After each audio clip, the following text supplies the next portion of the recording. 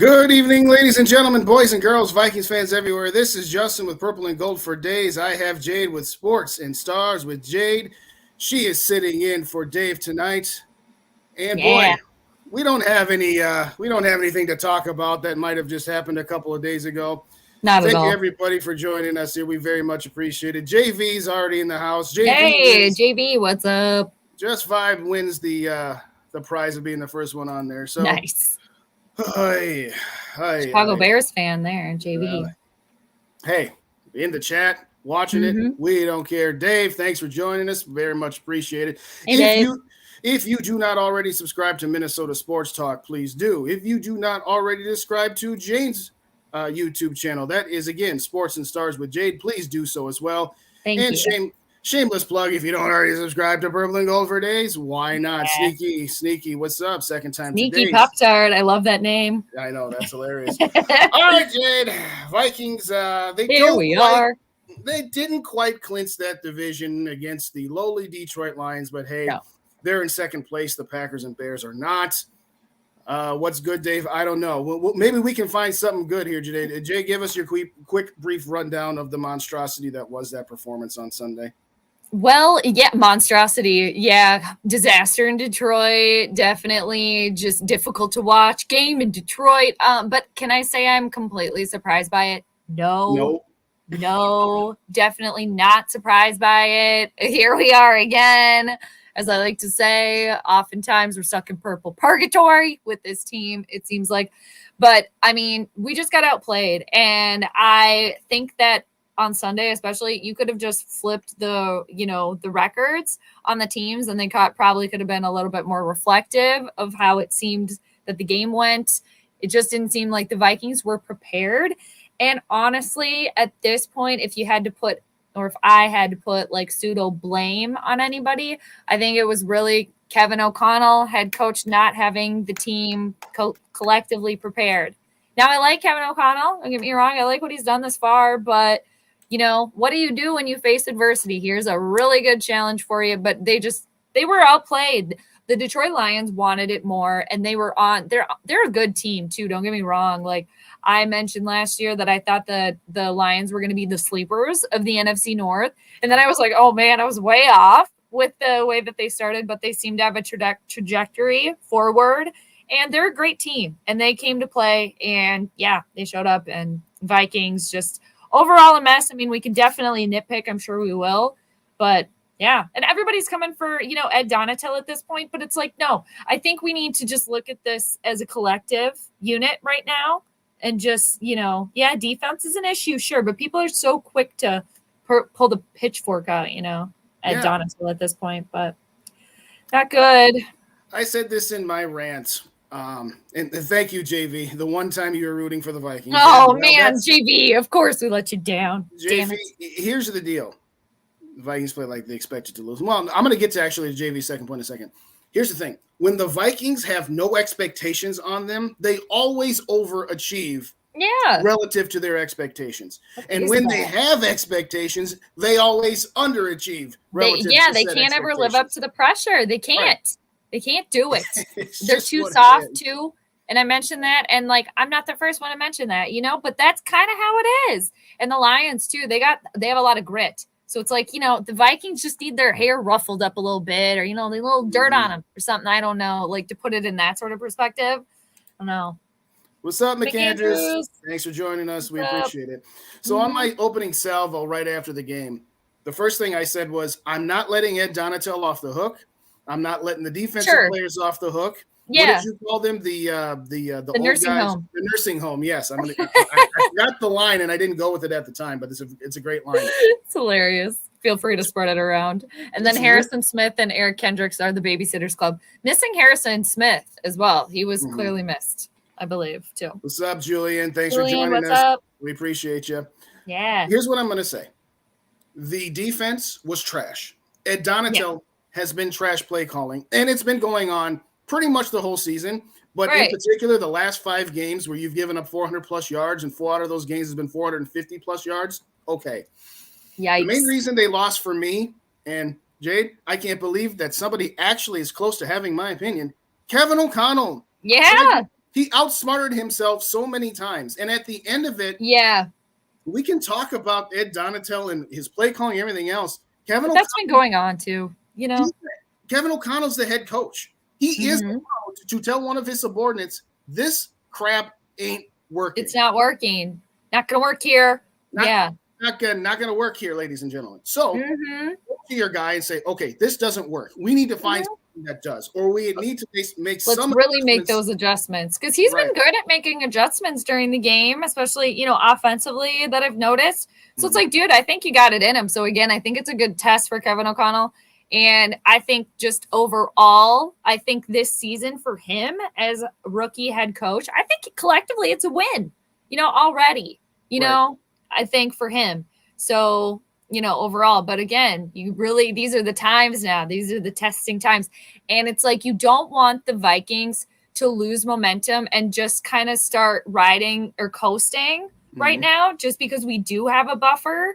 And because you don't want that going into the playoffs. Correct. Right? You want to be on the ascending, not the descending. You right, want to be exactly. crescendoing up, not down. Crescendoing upwards. Yes. So here's what I was going to say about O'Connell. That fourth down play in the first quarter, I like aggressiveness, but I like it in certain situations, not that early on in the game where you know your defense is the weakness of your team. Right. What in the world were you thinking? It's like a good thought, but they can't execute it. Like, good thought, good intention. You know, I like the aggressiveness, but can't follow through. Don't do it. Second, what the heck are you doing calling a jump pass from Dalvin Cook in the red zone at the end of the first half, where even though, and I'll say it at this point, the defense hadn't been that bad as of yet. They only given up 14 points. They usually start to really go down like slightly right before halftime. 7 of those points came off of that botched fourth down play. The other 7 came off of really long punt return. But sans those 2 drives, they had forced a couple of punts. They had gotten a fourth down stop, and they had gotten a 3 and out. They did start off well. They did. Just keep it simple. Yeah, but that's a problem too with the nursing home. You know, they're quote unquote rather, and they're not even old. Don't get me wrong. But like for, you know, player standards, they're quote unquote old. So they start to get tired out. We don't have a lot of depth either. And I think Zadarius Smith is maybe a little injured right now. But yeah, that Dalvin Cook thing. Okay. And weirdly enough, too, on my stream on Sunday during the game, early on, I had just like a premonition come flying in, and I said it. I have to go back and really find the timestamp, but I was like, Dalvin Cook. I was like, you guys, I don't even want to put this out there, but I got to share. I have a feeling Dalvin Cook's going to fumble today. I don't know why. It just came flying in. And then like an hour later, it happened, and I was like, oh, you know, like, damn it. Not good. Who else going to be at that game besides too? Who else going to be at this game? Julian says he's going to be at that game, and spoiler alert, so will I, but that's a whole other one. There you go. Nice. What's up, Summer? Okay, well, What's up, they Summer? win. How are you? Summer home, what up? Nice. Thanks for joining us. I got more chats. And see, this is one thing that rap hasn't quite taught me yet, as to how to stay on topic and to keep talking and still managing these chats at the same time. Right? It's like you need another arm going on in there. It's like I need a producer without me. But right. The third part of Kevin O'Connell that drives me nuts is he continuously tried running the ball when it was apparent where you have 40% of your offensive line starters out between Bradbury and Darisaw. Yeah. Right. We can get into the discussion as to whether Dalvin Cook is truly cooked or if his offensive line is just garbage or somewhere in the middle. But I think a little both. At some point, you've seen how Justin Jefferson has gone off. You've seen that TJ Hawkinson outside of his drop. And you know what? Thielen and KJ were involved as well. Yeah. I'm not saying totally abandon the running game. You do have more options, you know, especially I'm sorry. Oh, yeah. Go ahead. Yeah. I wasn't going to say abandon the running game completely, but you were running out of possessions. You were already down, and you know your defense can't stop anybody. Go away from that run a little bit sooner. So that was another example of where I think Kevin O'Connell just he didn't have his best performance, and I think the idea of Coach of the Year is pretty much gone at this point. But who knows? Yeah, I mean, unless there's an upward trajectory at this point, you know, they really got far into the playoffs. But I am so over trying to run Dalvin down the middle. Stop trying to make Dalvin happen. Stop. It's not working. Stop it. And I think maybe too, it kind of the pushing the run game. I think that is one place actually where we have some depth is at running back, but still, I think it might circle back to my little sneaking suspicion that Kevin O'Connell knows Kirk Cousins' ceiling. And I think he has pushed him to make throws, and he has been successful at that. But other times, it's Kirk still. At the end of the day, still Kirk, right? So I think maybe that's why some of the time the run is pushed a little bit more as well, because there's depth there and maybe not 100% trust in Kirk. I mean, hell, I don't think Kirk even trusts himself 100%.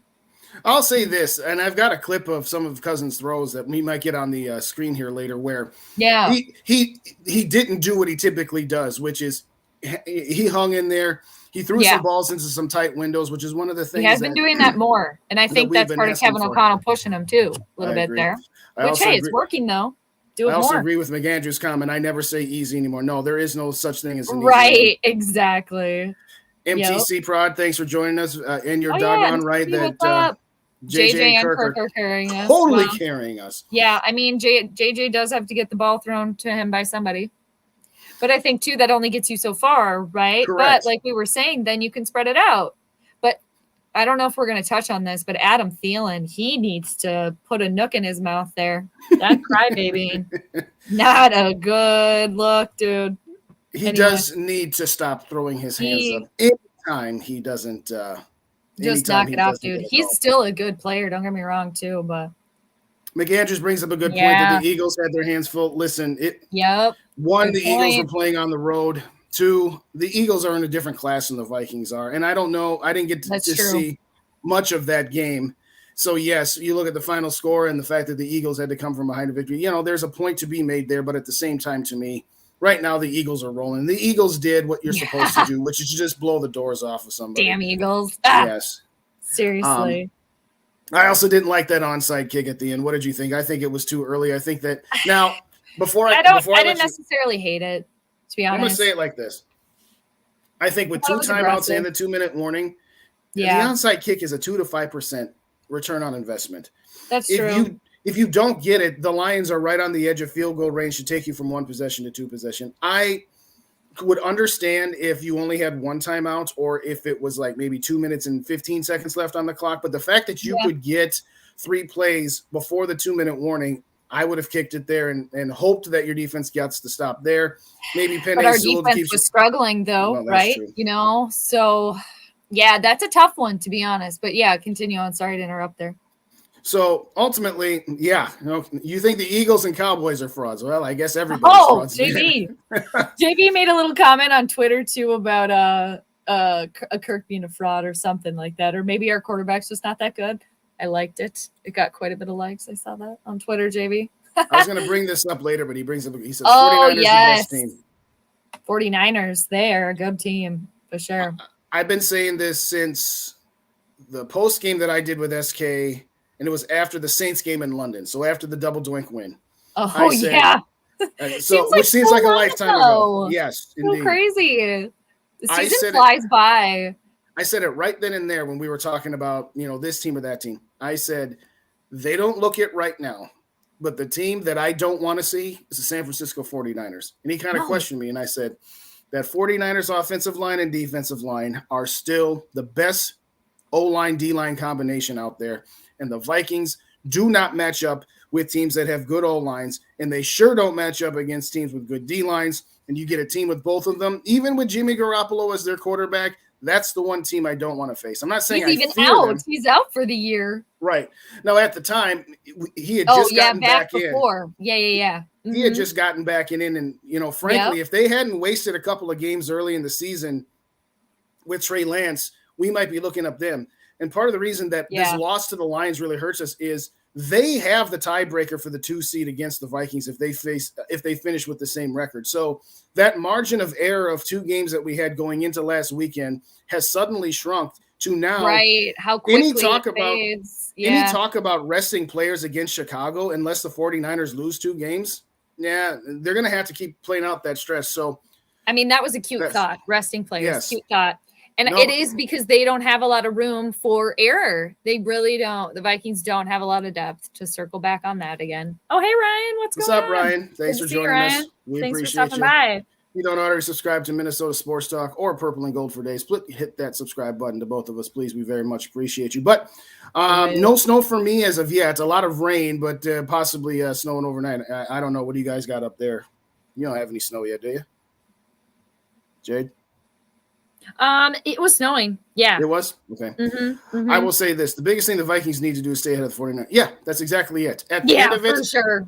I think it would be a 50-50 game at US Bank Stadium in the divisional round of the playoffs against the 49ers. If it's in San Francisco, it's pack a lunch, and it's probably not going to be anything more than a repeat of what 2019 was. That defensive line is still good.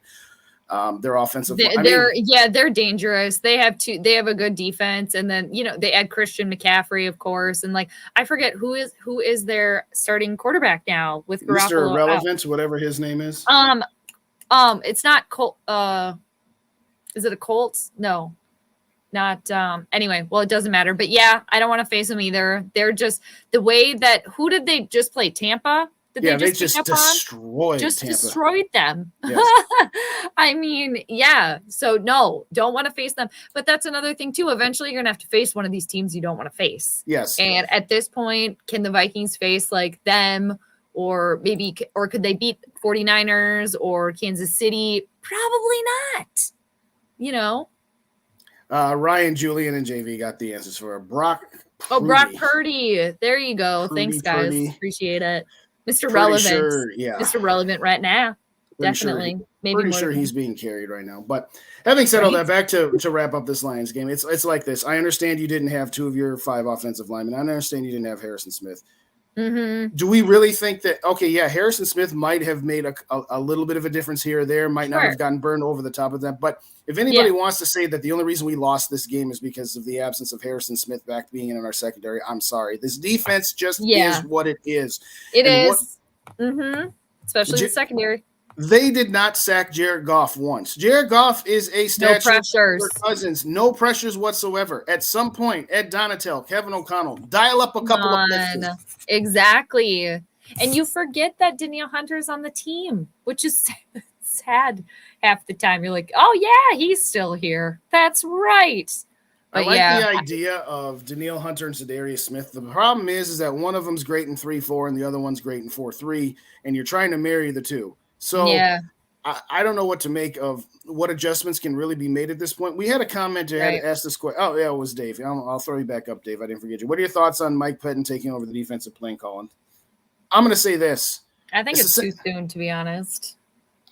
Ed Donatel will not be this team defensive coordinator next year. We all know that. But does making Mike Pettin the defensive coordinator with 4 games left really move the needle all that much, or would that just cause chaos? Jade, what do you think?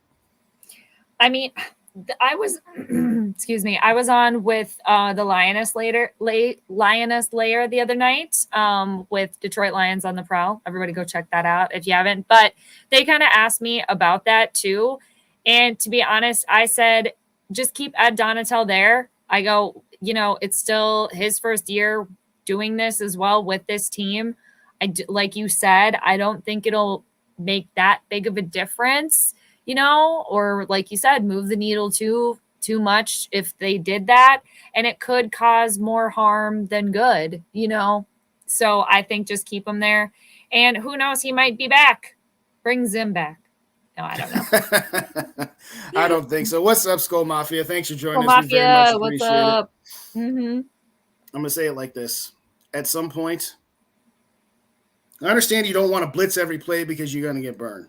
We're getting burned anyway. We are getting burned anyway. Exactly. Once in a while, let's mix in some dialed up pressure, even if that means you get torched because you want to get shot in the head or do you want to die by 10,000 paper cuts? Because right now we're getting killed by 10,000 paper cuts. And honestly, that sounds awful.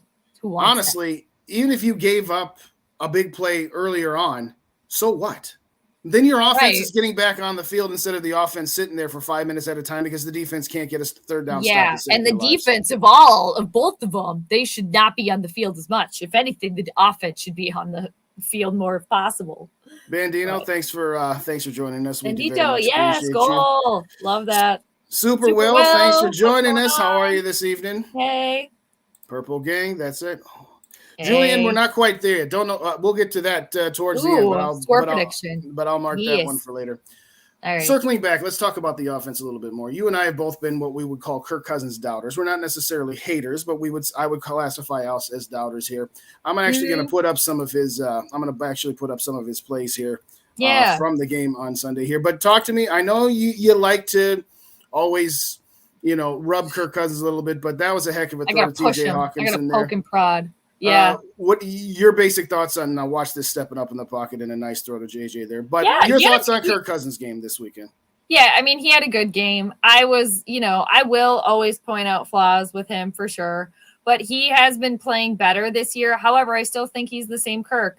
But, a lot of people did mention that, a loss like this, these, because what did he put up? Like 400 some yards or something? 425. Yeah, and that's a lot, And he was getting hit a lot. He's been a lot more durable. He's getting hit way too much, too. That's never going to last either, which is an issue.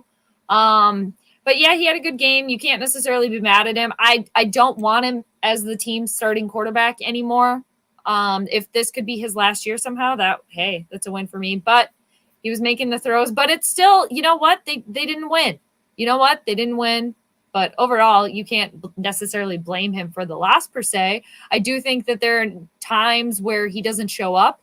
And I think at a certain point, too, maybe he is shining a little bit because it was pseudo over, so it was a little bit more comfortable. I don't know. I'm really nitpicking there, but I'll shut up now. I'm going to say this. I think that there have been times where the Kirk Cousins stands will go out of their way to point out how everything else – that there's always 10 things that you can say were bigger on or higher on the list of the reasons why the Vikings lost a game than Kirk. Always, right. And realistically, if there were 6 things that went wrong, he was probably number 3 or 4. But the Kirk Cousins stands would say he was, 7 or 8 on the list.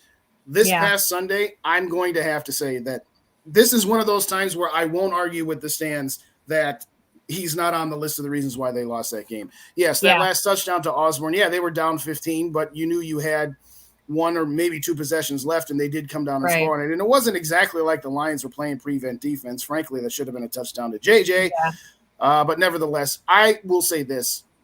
And I just don't think he does enough for what he's paid. I mean, I know that people don't want to hear that anymore, but that's part of it. That's still part of it. Anyway.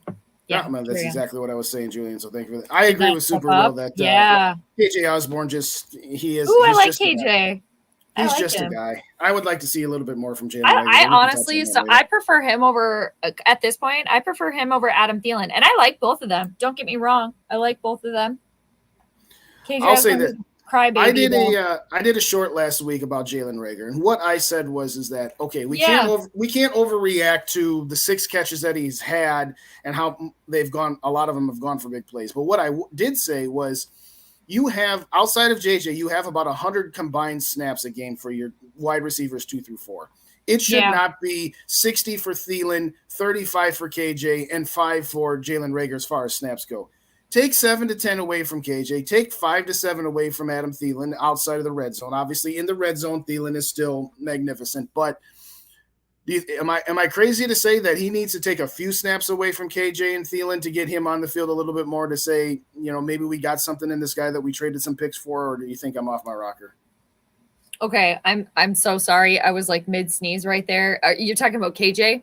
I'm saying, is it crazy of an idea to take 7 to 12 snaps away from Osborne and maybe 5 to 7 snaps away from Adam Thielen to get a little bit more of Jalen Reagor on the field? Oh, yeah, no, I don't think that's outlandish. Yeah, that's right. Jalen Reagor you were talking about. Sorry, I just had to like mute and sneeze there. Yeah, because Jalen Reagor, we haven't seen a lot in the last couple of games.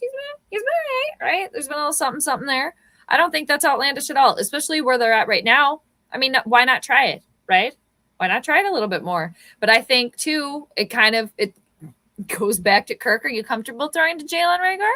He seems to have been so far. I mean, I'll say this. The pass that he had against the Jets, in previous years, he would have taken the safe throw to JJ, who was wide open in the middle. But he did recognize that Raylor had split the safeties. And frankly, if the offensive line had just held up for one more second, he would have been able to step into that, and that might have been a 65-yard touchdown. And I think that's part of O'Connell pushing him too. I think it really is, which is commendable.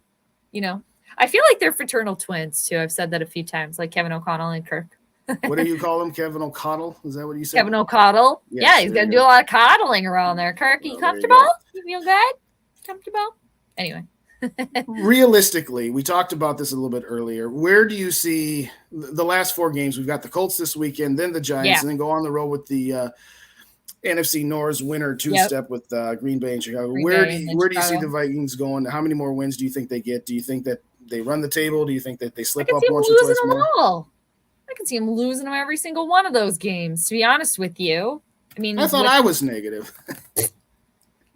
Well, okay, to be fair, I had the team going 9-8. So them being 10-3 right now is very surprising, positive in a positive way.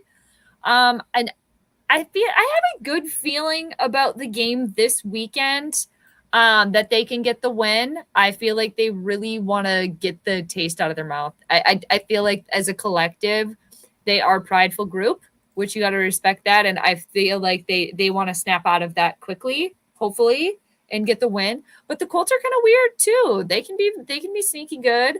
I know Matty Ryan has been kind of on the decline, but he is still Matty Ice. You got to look out for him.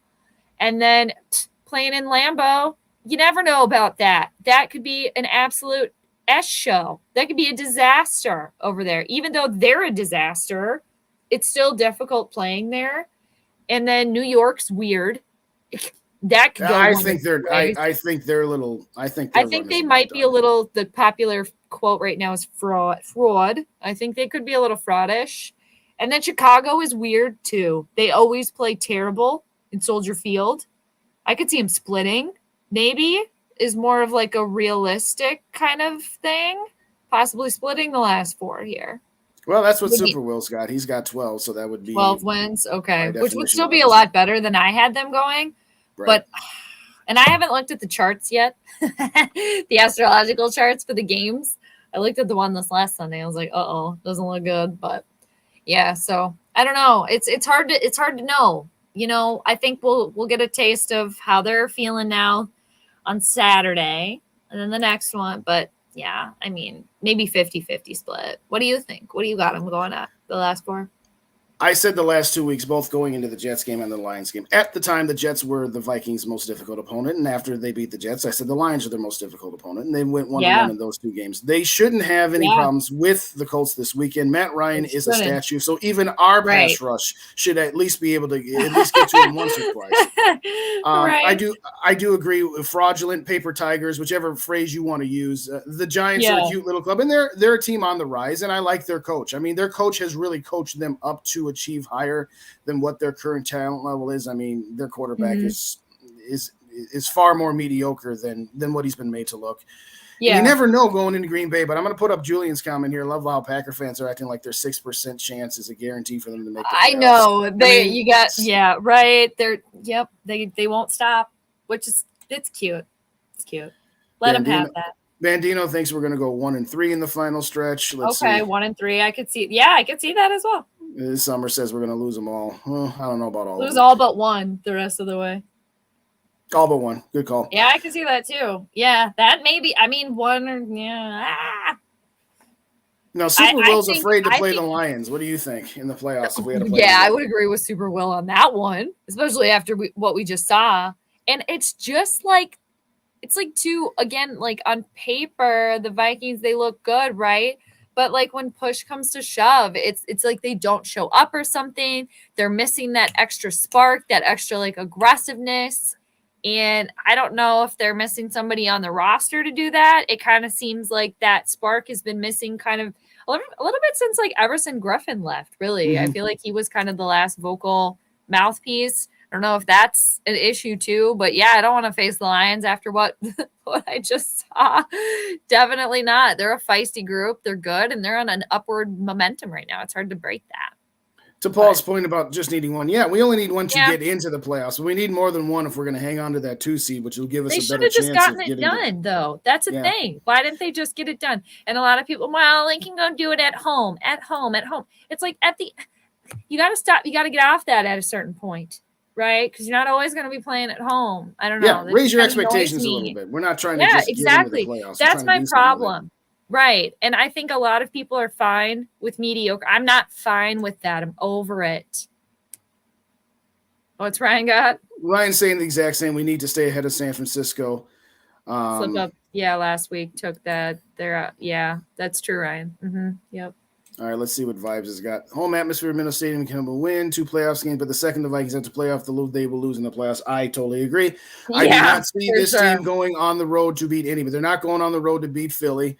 They wouldn't beat Dallas on the road. Now, granted, they probably won't have to face Dallas on the road, but I feel like they'd probably had a better shot in Dallas, to be honest. You think so?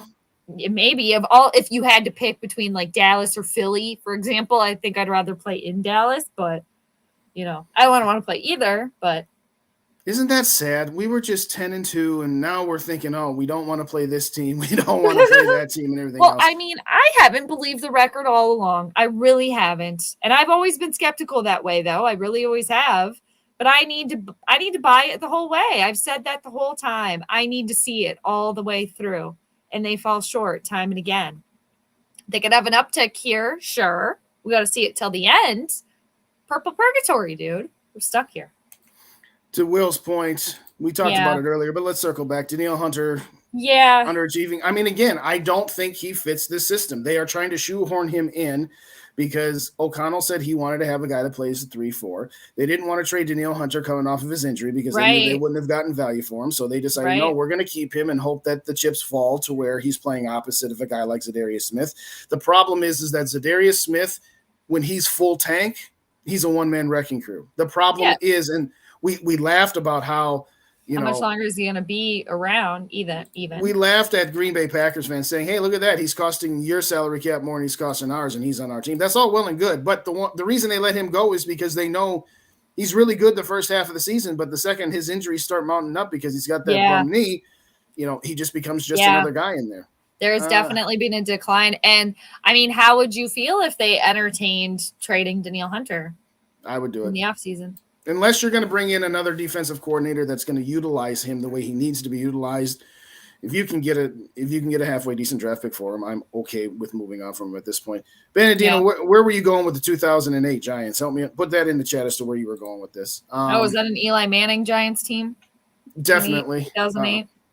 2008, they were a good team, but they lost. Maybe he meant 2007. I'm not sure. That was the first team that Eli led there. Exactly, JB. Well, exactly. Yes. Another thing, right Nobody there. Is scared go of Kirk back Cousins. to Pizza Ranch boy here. Yeah, for real. The only people scared of Kirk Cousins are skeptical Vikings fans who are never going to be convinced that he can get it done the way he needs to. But where I was going to go with the rest of the season is this.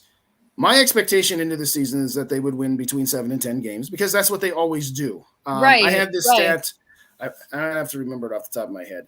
This is year number 18 that the Wilfs have owned the Vikings. In the first 17 seasons, they've been pretty good. Very rarely bad, very rarely great. They've had 3 seasons where they've won 11 or more games. They've had 4 seasons where they've won 6 or fewer games, and 10 seasons where they have won between 7 and 10. Some would call that consistency. You and I might call it mediocrity. Mediocre. Yes, exactly. So I said, all right. In their pocket. That's why you got to start looking at ownership. No, there's that. So what I had said was, okay, they're bringing in a new coach. They're not blowing up the roster. They're just going to come in and run it back like they always have. So I'm going to go with 7 to 10 wins like they always do. Like always. Exactly. No. And they're probably going to land around that. They have probably 11, 12. Yeah, that's not far off. So ultimately, my expectation going into the season was they need to get to the divisional round of the playoffs. If they get to the wild card round and lose, that's a failed season for me. If they miss the playoffs altogether, that's a failed season for me. The benchmark for me was getting to the division round of the playoffs. Well, guess what? When you start off, and yes, some of it might be fool's gold. Some of it was, puck luck, as they say. I know this is not a loud podcast tonight, but puck luck, as they say. Your expectations have to be raised a little bit. If you're going to say that you would be satisfied if the Vikings lost in the divisional round of the playoffs, then I say your standards are too low. Do I have too much? Am I putting too many expectations on them, or am I rightfully asking for something here, Jade? What do you think? I think you're rightfully asking for something. I don't think you're asking for enough. I think for Kevin O'Connell as a head coach, first rookie year, it's successful. For the Vikings organization as a whole, because at the end of the day, they're a business. You got to look at ownership, like you're saying, 18 seasons now for the Wilfs. That's not good enough. That's not good enough. Again, consistently mediocre. It's like Ring Around the Rosie, the carousel just going around again, because it's like they're too scared or whatever to really just strip the team down to have a couple, a season or two of bare bones while you put the actual pieces in place. Get a new quarterback in here, younger one, build around it. They just don't want to do that because, of course, they always want to be in the mix. They always want to be talked about. They want to be in the hunt by late December to make sure that they get all their gates filled. I will say this. After the 2019 season where they beat the Saints and then they lost to the 49ers, that's when I would have said, okay, you signed Kirk Cousins to a 3-year deal. You gave him a lot of money, and you sold us on the notion that we're giving him a lot of money. We think he's the final piece, but we only signed him for 3 years. So if it doesn't work, we're not committed to him for 7 years. The problem is then you just kept re-signing him. You did it again. Well, you might as well have signed him to a 5-year deal off the bat. But getting back to Berardino's point. He's got the best agent in the league. I'm convinced of it. And let's be clear. I don't think either one of us begrudges him for, hey. He's got money in his pocket. Yeah, he's just laughing all the way to the bank. To Berardino's point here, when he's talking about 08 Super Bowl. Oh, the Giants? Okay. Yes. I'm going to say this. I don't know that that's a fair comp. I have heard on different podcasts and radio stations where can Kirk Cousins do what Eli Manning and Joe Flacco did? Here's the problem with that comparison. While those quarterbacks did get hot at the right time, and while those quarterbacks are comparable to Kirk Cousins, this year's Vikings defense is nowhere near what the 07 Giants were, and it's nowhere near what the Baltimore Ravens were in 2012. Okay? Right. The New York Giants, who ultimately went 11-5 and did beat the undefeated Patriots, they had 3 outstanding pass rushers in Michael Strahan, Justin Tuck, and O.C. Humanura. We don't quite have that. So I get your point, but no, this defense is nowhere near where that Giants defense was, unless I'm missing something. No, I wouldn't say that that's an apt comparison. Again, could Kirk Cousins get on a hot streak? Maybe in quarterback comparison, sure. Maybe, quarterback comparison, sure. Yes, that's comparable. Welcome, Jordan. Thanks for joining us. Thanks for stopping in, Jordan. Appreciate you. Yeah. Jamie. Do you think the Vikings should blow it up, trade everybody? Well, yes, I would. Yeah, why not? Do it. I would have last year. I would have last year. Do it. Now, am I pleasantly surprised that they've had the season that they've had, even though we see their obvious flaws and we're just waiting for Lucy to pull the ball away from Charlie Brown, pretending like she's not going to? Yes. The duct tapes, dude. They've been duct taping. Yes, I would say I'm pleasantly surprised, but yes, because best case scenario, the Vikings got a window this year and next year. After next year, they're going to be blowing it up anyway. I said in 2019, blow it up and let's start this. Let's not try to keep this window that's sort of almost shut. What window, right? Yeah. Like that. Yeah, exactly. Yeah. Like you were saying at the end of year number 3 with Kirk. That was the window shutting. Okay. The most recent window shutting. It's been shut since then. I agree with you, Ryan, that it's closer to the Ravens, but I will still say the Ravens defense was still the defense. Yeah, the Ravens defense. Just a touch. Yeah. You can't. What's up, Soda? Good to see you. Oh, Soda, what up? Yeah, you can't cut him. Cut Kirk, exactly. Plays. Next season, plays. Welcome, Dave. Dave. Hey, Dave, I will. I'll WhatsApp you the invite. So if you're at home, I was like, is Dave joining us? Dave, if you want to join your own show, I just right. Dave, you want to come on your own show? We'll definitely take you there. What did you miss? Oh, I don't know. The disgusting game review of what the Lions was. Outlook on. You missed some Kirk hate, so there you go, Dave. Don't worry, we don't have to go about that again. And it wasn't even really Kirk hate. It was it really wasn't. I played his highlights. I mean, come on, we can't call. Yeah, you did. We were being nice. See, we can be. I can give praise when it's due. You think JV's onto something that we could get a first round pick for Kirk Cousins? Ooh, perhaps, especially if Here's the thing too. Especially if we could get some garbage time Kirk stats, really fatten up those stats. I don't know. Yeah, I think potentially. Super Will wants the younger Deion Sanders in 3 years. Yeah, right. Yeah, you're funny. Deion Sanders in 3 years. Yeah, ooh. Right. No, we're not cutting him. It was cutting who? Cousins, the commenter from. Oh yeah. All right, Ryan posted a good we're question. What do you making consider blowing up? Certain players are harder to move, Kirk, but I do agree. I wouldn't be opposed to it, especially. Okay, blowing it up would be trading Harrison, or one way or the other, moving off the roster. Dalvin Cook by gotta Dalvin go. Cook, Harrison Smith, Eric Harrison Kendricks. Smith. I know it's sacrilege, but Adam Thielen. Yep, Adam Thielen, Eric Kendricks, Danielle Hunter, Kirk. Yeah, Hunter's in there. Kirk's in there. Yeah. So yes, I guess you could Patrick say Peterson. Yeah, definitely him too. I would say you'd be left with the tackles, Ryan O'Neal and Christian Darrisaw. You'd be left with Ezra Cleveland. Obviously, you'd be left with JJ and Rager. Yeah, Ryan Wright can stay, obviously. Rager, Justin Jefferson, KJ Osborne, in my opinion. Alexander Madison can stay. Wongwu could stay. Sullivan. Wongwu for sure. Would you really keep Alexander Madison? Because if you got rid of Cook, you're still going to have to give Alexander Madison almost as much. Not quite as much. Well, maybe though. I feel like you maybe could get him for a little bit cheaper, and he's just as good because, I mean, I feel like you could get him like for cheaper and have him stay and have him be your starting running back, and he could be solid still. But yeah, I mean, I'm a fan of his, but I mean, yeah, if you really had to let him go, because again, there is depth there at running back, So yeah, I can see it. Let's circle back to Cook. We talked about him a little earlier. Let's put aside his salary cap number. Do you think? I'm not going to say that he's the same guy that he has been, because clearly he's not. But I still think he's serviceable. Do you think that Dalvin Cook is just over the hill, or do you think that he's just running behind an offensive line that can't block for him right now, and then ultimately that kills his value, being that he's paid as much as he is? I think he's past his prime. He's already peaked. And then when you're, behind an offensive line like we have, it's also not good. And he's never played a season completely healthy. That's just the way that it rolls. And running backs, especially, their lifespan in the NFL is so small. It's a lot smaller than other positions. And again, fumbling the ball, dude, get out of here. So I think it's more actually his age and the fact that he has always had flaws, but I think his speed has really been able to kind of do a little smoke and mirror show on the flaws, maybe, especially on he drops passes and does fumble the ball frequently. And like I said, is injured, but he's been able to put up amazing stats and have these amazing bursts that, it can kind of cover up for some things. But I think he's only got probably a year or two left, to be honest. All right, I'll pose it to you this way. If you could keep one Paul, I agree with that. Yeah. Mm-hmm.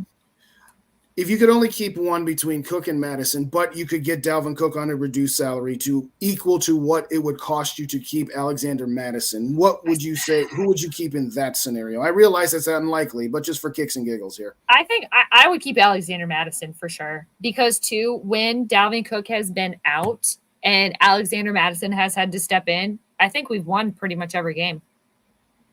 So they're pretty comparable in my book, especially if you can get them for the same price. And I think technically you could get more trade value for Dalvin Cook, but I think they're just as good. Maybe Dalvin is, a hair better. He's faster, does break for bursts more, but I think they're so comparable. So why not, if you can get a little bit more for Dalvin Cook? And again, he just can't stay healthy. I'd say do it. And then if you could keep Alexander Madison around, keep him. But again, we've got some depth there. Well, I'll say this. I want to thank everybody who's joining us in the chat right now. Yes, thank you. And that is a record it's a record for Under the Lights when it's not either Greg Coleman or Chuck Foreman. So other than my gosh, what do we got right now? How many people? We got 25 right now, but we only got 18 likes in here. So guys, if you haven't already hit the like button. Thanks everybody for joining. Whichever channel you're tuned into, hit that like button, hit that share button. And if you don't already subscribe to both Purple and Gold for Days, Sports and Stars with Jane, as well as Minnesota Sports Talk, please do. I haven't heard back from Dave, so I'm guessing he was probably just got. Oh, yeah, maybe he was just chiming in. Yeah, probably. If he's still listening, thanks for letting me co-host, Dave. Absolutely. Can you get a second rounder for Cook? Probably not. I think you could probably get a fourth for him, because he's older. I don't know. Maybe you potentially could. You never know, especially if he's got – he's still here, Dave. What up? Especially if he ends the season well and he stays healthy, the rest of the season potentially. because these could all be building blocks. But it's like, too, this is all hypothetical because they're not going to strip the team down after this year. They're just not going to do it. No, they won't, because that's just who the Vikings are. That's who the organization is, right, at this point. Viking Jerome. Jerome, what's going on? Good to see side you. note, Dave, I sent it to you in WhatsApp because I don't have I just sent it to you in WhatsApp, so the link is there for you. Vikings Jerome, thanks for joining us. Like, comment, and subscribe. Hit the share button. You know the drill, but thanks for joining us. If you want to pose a question for Jane besides Hi Hippie Girl, you certainly can. And anybody else there as well. We're taking questions all night long here. Moving forward, what do you see this week for the Colts game? In particular, and then we can talk about the other 3 games a little bit more after that. But what do you see the key to the Colts, besides scoring more points than them, would be? What do we got to look out for, so to speak? Well, I mean, I'm not like super familiar with what the Colts got going on right now, other than Matt Ryan. I know that they can be good, though. And I'm surprised it's probably because Matt Ryan is really, really on the decline here. But just come prepared to play, honestly. And again, I think they're really going to want to perform well at home. They want to get that taste out of their mouth. So honestly, just show up and do your job. The defense everybody just needs to be ready. It's like they were there, but they weren't there. It's like it was some sort of like days, like, hello, people, you're playing a game here. Let's pay attention. So I don't know. Just have the enthusiasm ready. I think just be on your A game. You can't treat the season as if it's pseudo, okay, we get a little break now. Like, we don't really have to go into these games unless they care about it. Go win the game and clinch the division at home. Get it done. Get the job done. Honestly, it's pretty simple at this point.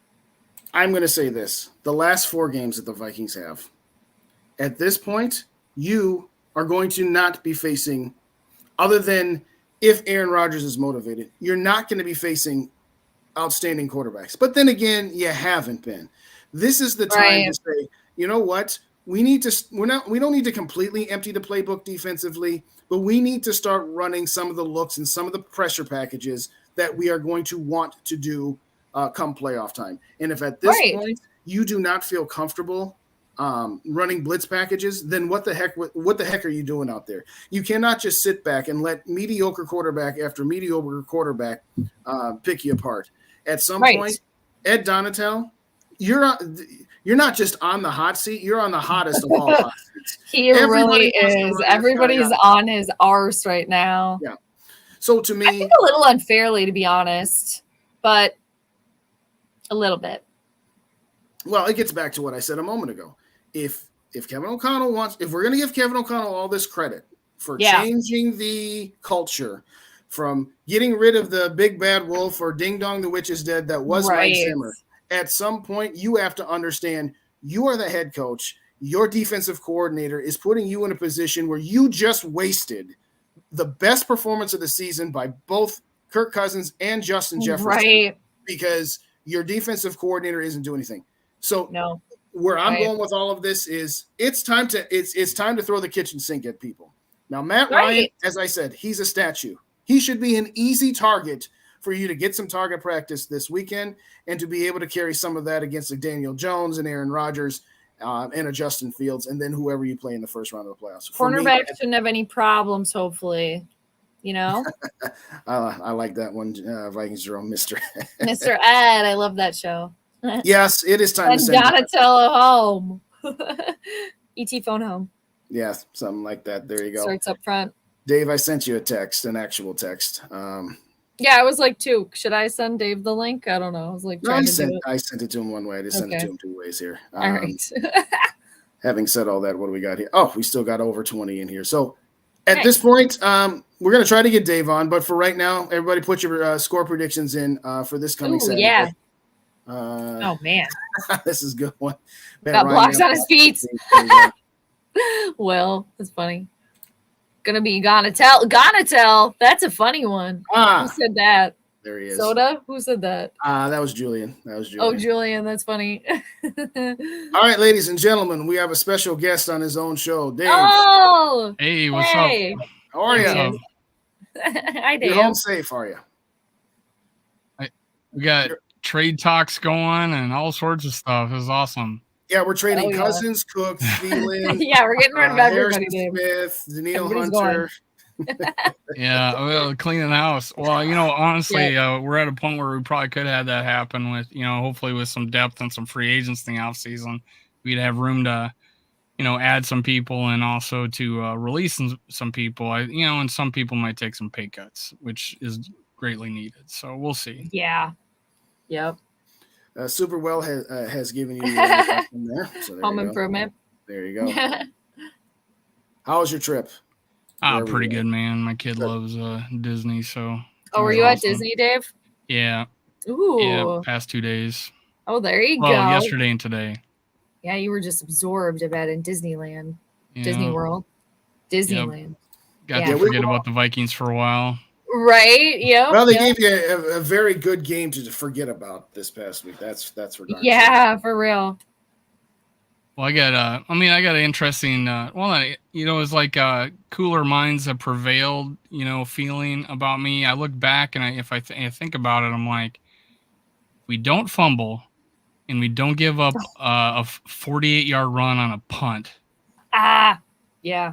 And which we would never have onside kicked, right? And that's, at the end of the game, we win that game. That's right. So it's not as holy shit, fire sale, let's get rid of this team right now. Donatel's got to get pressure on the quarterback, and we could be okay. I think if Donatel could get pressure on the damn quarterback, you said you said the next quarterback's a statue. Well, Jared Goff's a statue. That guy is a statue.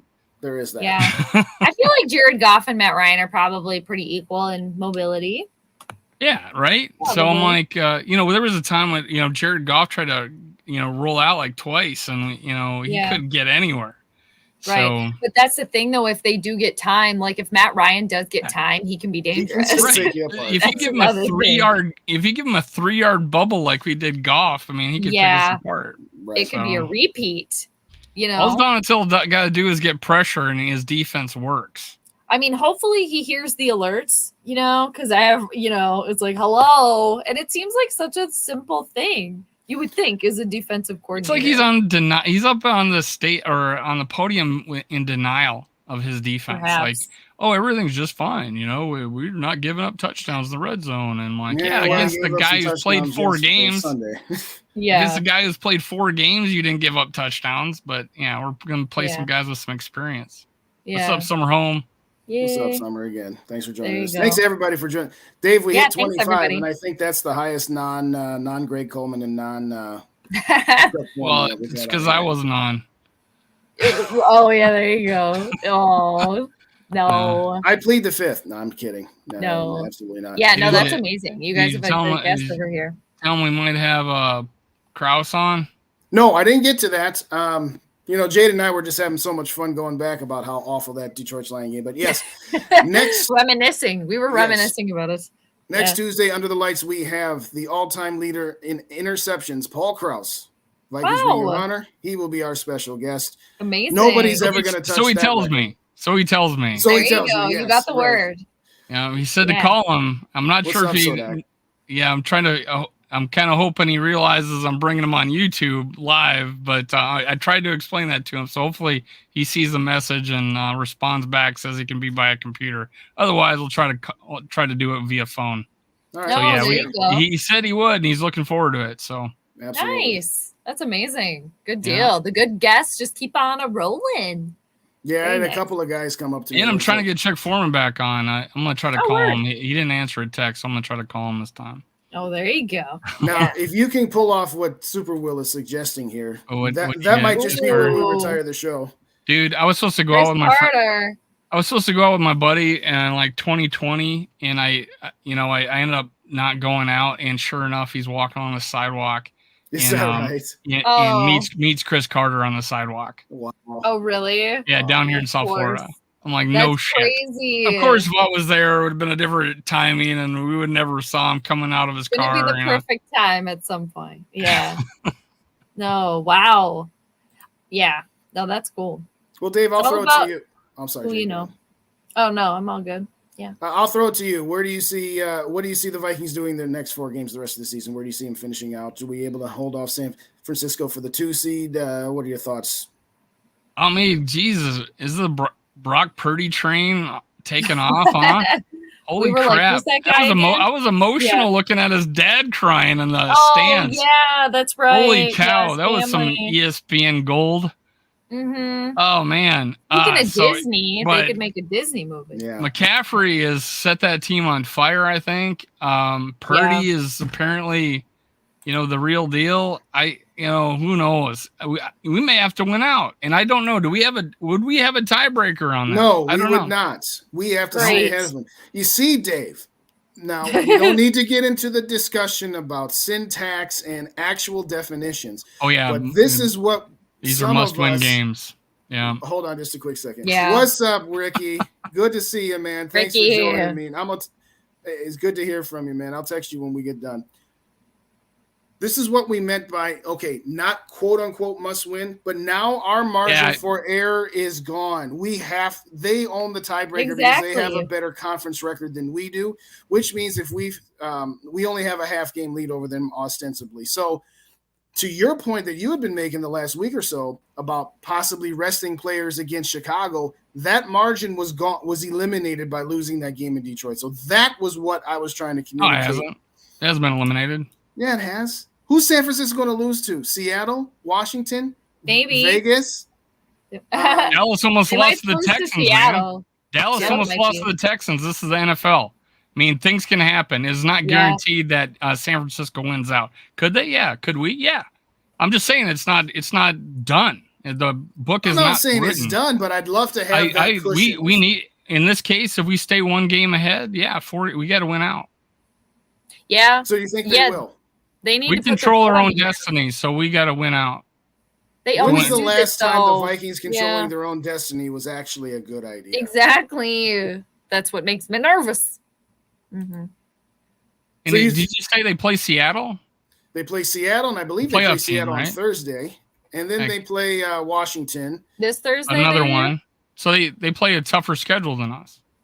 And then they have the Raiders, and then they have the Cardinals. So Raiders and Cardinals, we can pretty much say that barring something ridiculous. Kyler Murray. That's a bummer about that. That is unfortunate, by the way. I mean, Raiders, the guy's playing, the coach is playing for his job, right? Isn't he?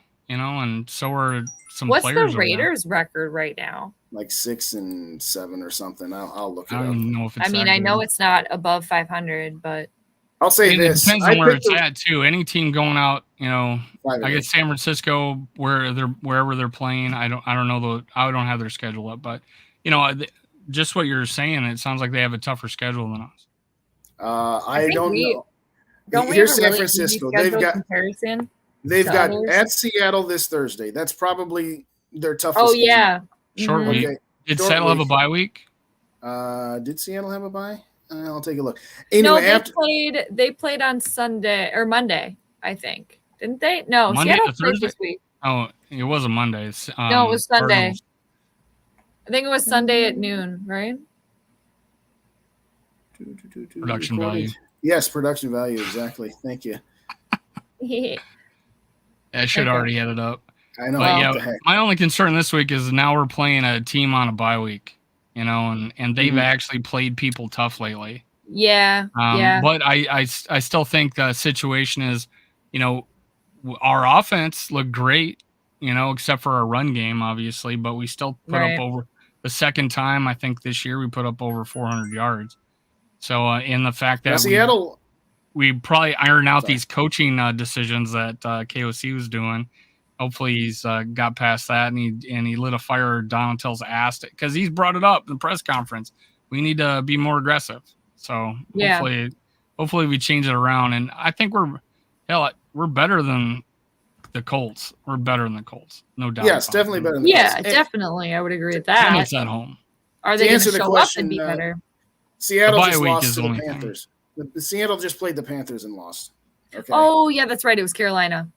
So I don't see them beating San Francisco. I mean, again, that's Thursday night. We will all give me 2 games. Sure. Give me 2 starts of Purdy. Give me 2 starts of Purdy. I'll tell you if he's the real deal or not. But yeah, McCaffrey is probably lighting a fire under that team, and the defense is good, and I guess they're healthy now. Yeah. So. Yeah. But anyway, to finish out that thought, they got Seattle, then they got Washington, then they go to the Raiders, and they're at home against the Cardinals. Okay, so maybe they lose one game. I don't see them losing two. But so what we get the 3? If let's say we, they do pass us, we get the 3 seed. We're either playing Seattle, Washington, the Colts, or the Colts. The Lions. Not the Colts. Sorry, Giants, okay. Washington, Seattle, or the Lions. Well, that's going to be the case either way, regardless of whether they finish the 2 or the 3. It's going to be one of those. That's my point. Teams. But my point is I'd much rather would be staying at home and having San Francisco come to us versus the other way around. Mm-hmm. I don't like our chances at all going to San Francisco, and but that's it's sad that we can't be confident going anywhere else. Okay, time to block some people in the chat. Good. I know. I was trying to do that. I couldn't do it. Yeah, only the host can do that, and I didn't give you guys that. I was trying to do it on my phone. Somebody else. Yeah. I must not have saw it yet. Last year coaches, this year's players. I'm not. Dave, what did you mean by that? I'm not sure what he meant by that. Maybe one's to blame. Oh, I suppose I can hear that. Yeah. A lot of the things I could forgive KOC being a rookie head coach. Yeah. With the last game, I cannot forgive Donatel and not getting a pass rush when his defense is predicated on that. I mean, the 3-4, Fangio defense is predicated on 4 guys getting to the quarterback, and they were just not happening. So. Is that? Yeah. Do you think that it's a matter of we just don't have 4 guys to be able to bring that, or do you think it's lack of recognition? I think it's lack of the creativity as far as disguising pressures. When we have done that in the fourth quarter, usually we've been successful. When he's like, "Oh, now I need to do it." Well, do it. You can disguise pressures many different ways. Right. I mean, I think it was the Jets game we brought Harrison Smith off the edge. I mean, it was the Jets and the Patriots. Jets and Patriots. And it got him out of the pocket, man. It got White out of the pocket, and he cut off half the field, and Bynum made a play. It's like do that like all the time. Thank you, Coffee. Sorry, correction. Correction, yeah. I'm seeing some new names, man. I'm seeing some new names. Kofi, what's up? That's Kofi. Thanks for joining us. Hit subscribe to the channels if you don't already. If you only subscribe to 2, get the 3rd. If you only subscribe to 1, get the other 2. And I appreciate everybody who has joined us in here so far. Have you got your hours, Jade? Have you got your hours yet? What's that? Have you got your hours yet? Oh my gosh. They keep going down. They keep going down like every day, I swear. Now they're like hovering. I'm like 800 hours away. I think I'm at like. Oh, it has gone down. I know. I finally Googled it and figured out what was going on, but we're going to get there eventually. Well, I'm going to try to do another marathon then. Oh, thank you. I appreciate that. Yeah, I always have one playing actually too on my computer, just trying to keep it going. I have the loop going. So yeah, we'll see. We'll get there soon enough. One of these. You got to go every other day though. If you do it the same day, it'll only count it once. Oh, really? Yeah. Is that how I don't even know. I thought it would have to be a unique view, so I'm not sure. I usually. Oh, okay. Yeah. Well, yeah. We'll see. We'll talk offline about how to get more YouTube counts and hours. Yeah. No, I appreciate all the help. But we'll figure that out. But hey, go subscribe and listen to her channel. Go to a game day. She does live. Yeah, I live stream during the game. That counts. Want to check it out. That counts as hours. So go. Just put your computer on, and just hit view. Watch all. Go now. Open up another tab. Go to Sports and Stars with Jade, and click. Thank you. Watch all. There you go. There you go. Thanks, Dave. Appreciate that. I was literally had you in my living room during Thanksgiving. The whole day. That's amazing. I love that. Thank you. Your family's probably like, oh my God. Like, who's this? Who's Vikings nonstop. Yeah. Seriously, why is Kirk Cousins doing that? Yeah, right? Pizza Ranch boy. I had it on mute. Oh, that's funny. There you go. I want to ask the two of you this. Am I onto something? Am I on something? It seems that the biggest flaw with this team is on both sides of the ball, they seem to be very much feast or famine. Offense, first drive or two, they usually score, and then they take two quarters you get off. Conservative. Yeah. Yeah. Defensively, first drive or two of the game, they seem to do pretty well. And then fourth quarter or middle of the third quarter on, they seem to do pretty well, Detroit notwithstanding. Right. Is it that they're just so good with scripted plays and then they can't make their adjustments until late third, early fourth quarter? Why is it that and I've kind of noticed a pattern? It's both offensively and defensively. Against the Patriots, they gave up a lot of yards and points, but they didn't give up any points from the middle of the third quarter on. Same kind of thing with the Jets outside of one score there. What is with this team that they have both offensively and defensively a propensity to start out hot, get cold for a while, and then try and turn it on at the end, which, okay, against bad teams to mediocre teams, that'll work, but against playoff teams, probably not. I mean, what do you guys think? Right. Consistency issues. They're not consistent. It's always been a problem. And I at this point, I don't know. I don't know what it is.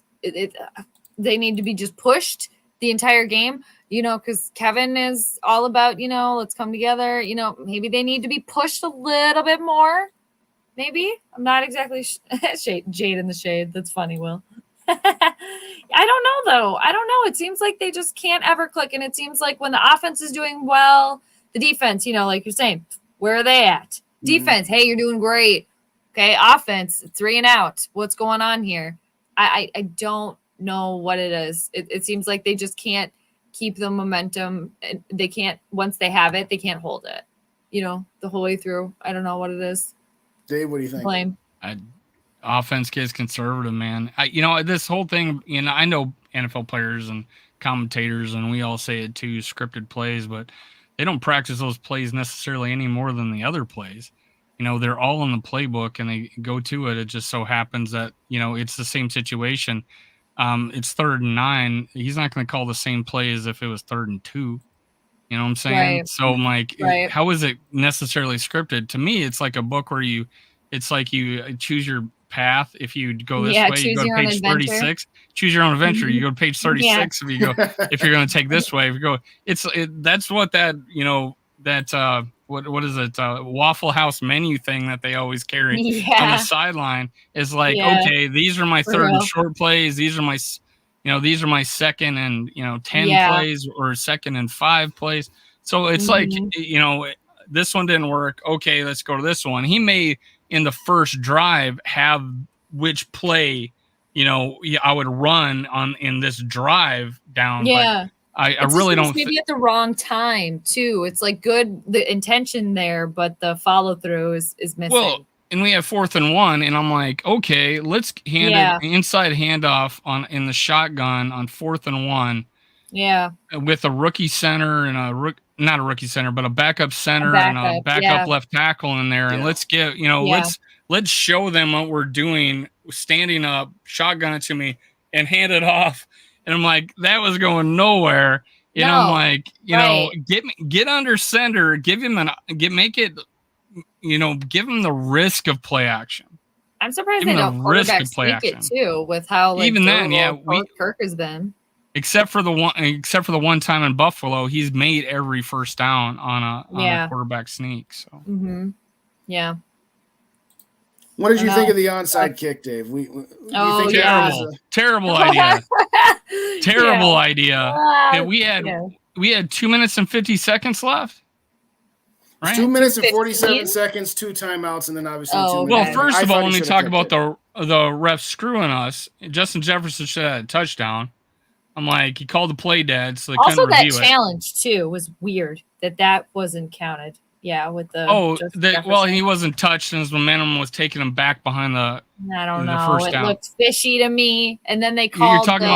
You're talking about Justin Jefferson on that 3rd and 9. And then what was it, Adam Thielen later on? Then they called it a first down. I don't know. It looked. I don't know. It's fishy. Oh yeah, well he was down inside. He apparently his knee was down before he touched out of bounds, so it was going to be a play. The clock should have went. And so because of that, there's a 10-second runoff, and that's why the other team called timeout. Okay. But so the original call is that he made it out of bounds and got the first down, play dead. Well, they reviewed it. They said, okay, it's first down, but he was down before he went out of bounds. And that's why they did the 10, they called the timeout. But yeah, if he gets a touchdown, we probably have another 30 seconds, right? Yeah. We kick it deep, right? And now they're maybe conservative, and we get the ball close, with a minute and a half, 2 minutes.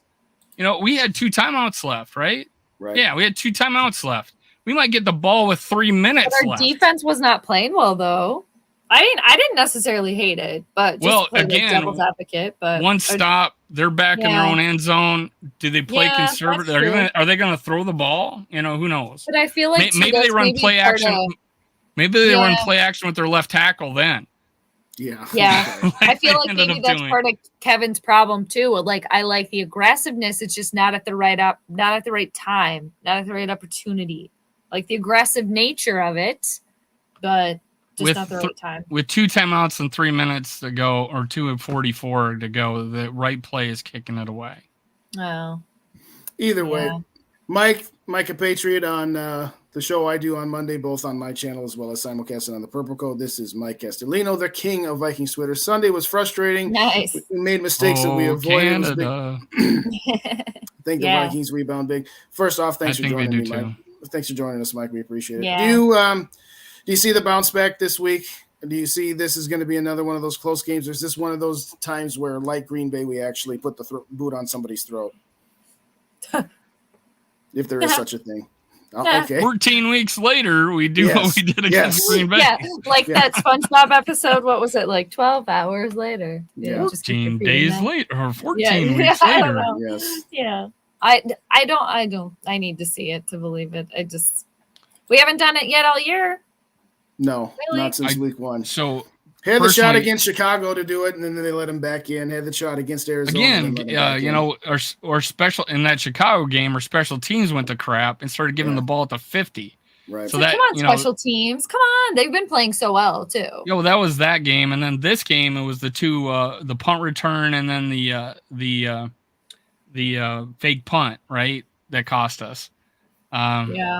So, I mean, it's again, you got to play a whole game, and 2 of our 3 sides of the ball, right, didn't perform as good. Well, defense never, but the special teams usually, right? And our offense has been pretty much the same, it seems, We have 3 or 4 really good drives. There's been a couple games where, we don't have to talk about the Dallas game, but there's been a couple of times where they've been no-shows, but. The offense, the Eagles, the Dallas. But, what I'm saying is like 3 or 4 more. Yeah. Like 3 or 4 drives in the game and go score touchdowns, right? Right. Yeah.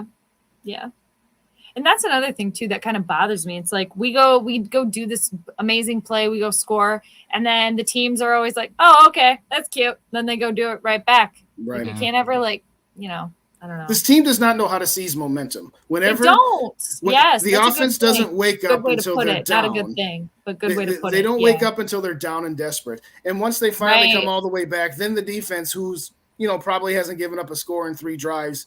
Oh, the offense came back and tied us. I suppose we can let the other team score now because we need to keep the offense desperate. It's ridiculous. Well, we're going to wrap in probably about 4 minutes here. So everybody put their final score in the chat here. I know some of you guys did that earlier, and I'll get those back up here in a minute. But Dave, I'll start with you, and then we'll finish with Jade here because I know you got to get ready for your show with Rap over on the Purple Code. And again, want to remind everybody. I'll go hop over in the chat over there. If you don't already subscribe to Sports and Stars with Jade, please do so, as well as Minnesota Sports Talk, as well as Purple and Gold for Days. And also subscribe to Purple Pocket Podcast, I guess, if you haven't. Yeah, I guess. Right. Already. He don't need any help. He don't need any help. Well, that's true. He should be saying that for the 3 of us versus the other. Right. But we all content creator family, so we all throw shouts out to everybody. What do you see going down this week here? I'll start with you, Dave. What's your final score prediction? How are we going to get this done? Are we going to get this done? Well, I think we're going to get this done. I had a lot of time to think on the road. So, my thoughts were that, it wasn't that bad. If it wasn't for it wasn't for a few weird coaching decisions that I don't think cost us the game, because like the fumble was on first down. I mean, that wasn't, fourth down we were trying that play. It was first down. You don't expect the guy to fumble the ball, right? So, that didn't the fumble cost us, 7 points. The play call didn't. So I'm just saying, KOC will think a little bit better about going for 2, right? In that one situation and putting us down by 8 instead of 7. So I don't get that. But so I think he'll iron out these coaching decisions he made. But I don't think we fumble on the 4-yard line again or give up a 48-yard run on a punt. So, and we're playing not a good as team at home. I think we'll have I think we'll be pissed off. I think Donatel, like I said, is got the message. I mean, you're being called out on live press conferences that we need to be more aggressive. So, and you just turn on the internet, man. You'll see how many people want you gone right now. So he's coaching for his job, and he better do what his head coach wants, right? Because Kwesi don't give a crap. I don't think he gives a crap. I think he wants results, and he knows it's not happening one side of the ball. So 31-20. Ooh, Jade, what say you?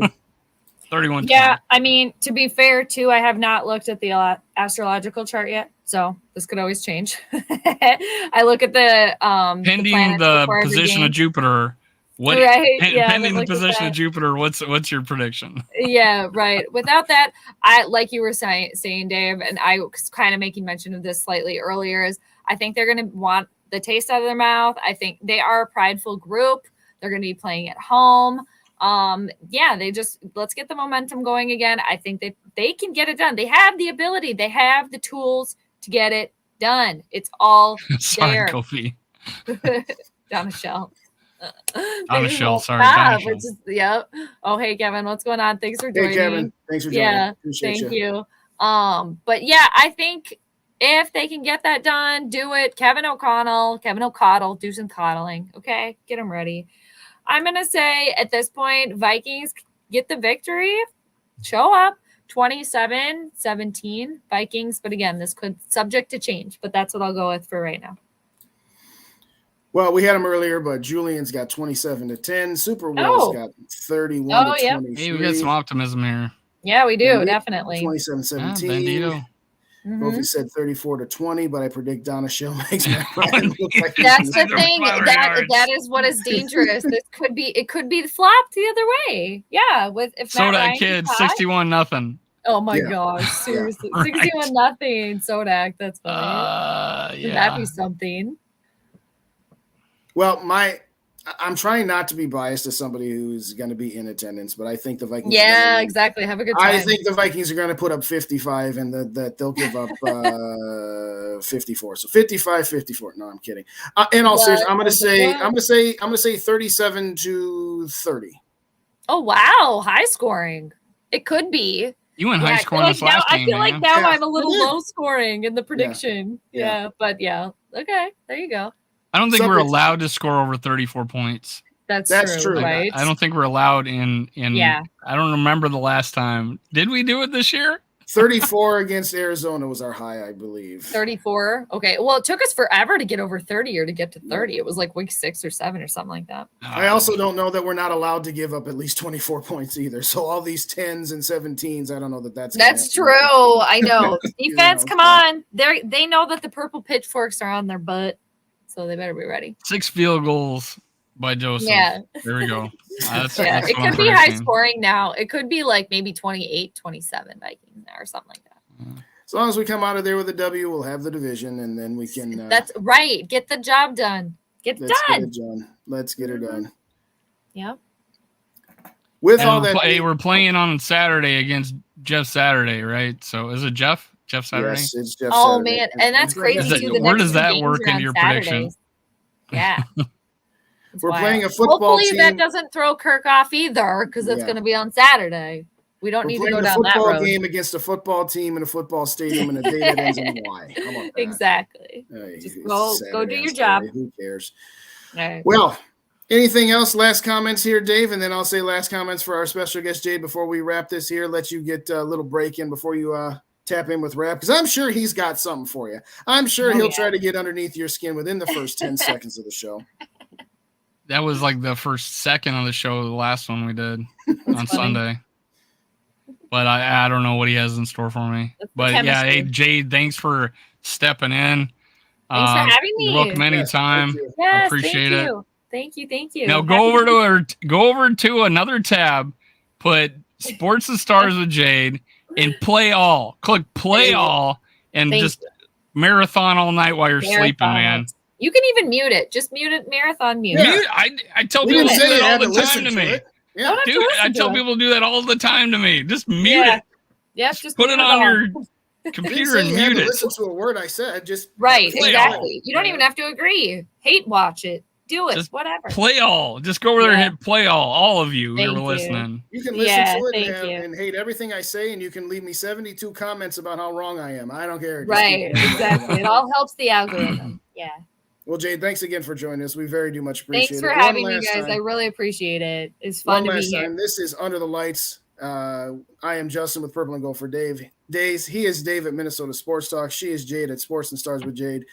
Please go to all the channels, hit subscribe, leave your comments, share this with your friends. Dave is going to be back over on the Purple Code here shortly. So he's going to have, once again, his back-to-back Tuesday night two-step here. And I'm sure that he and Rap will once again get into it because, I don't know if they're going to go full Skip Bayless and Shannon Sharp. That's who he thinks. That's who he thinks we are. Oh, that's funny.